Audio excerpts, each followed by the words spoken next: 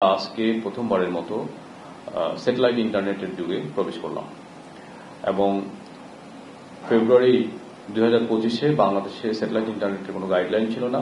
মাননীয় প্রধান উপদেষ্টা বাংলাদেশে উদ্যোক্তা বান্ধব এবং একই সাথে গ্রাহক বান্ধব বিকল্প তৈরি করার জন্য একটা টেকসই ব্রডব্যান্ড ইন্টারনেটের বিকল্প তৈরি করার জন্য আগ্রহ প্রকাশ করেছেন এবং সে মতে স্পেস এক্সের সিইও এলন মাস্কের সাথে কথা বলেছেন এবং তাকে অনুরোধ করেছেন যাতে 90 দিনের মধ্যে এই সেবাটা বাংলাদেশের গ্রাহকদের জন্য উন্মুক্ত করা হয়।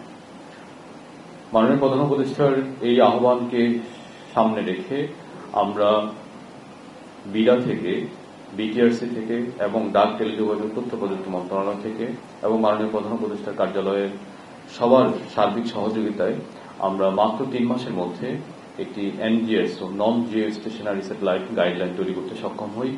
এই গাইডলাইনটা বিভিন্ন স্তরে কনসালটেশন করা হয়েছে। ভেটিং এর পরে আমরা 75 রকমের পরামর্শ বিভিন্ন জায়গা থেকে পেয়েছি।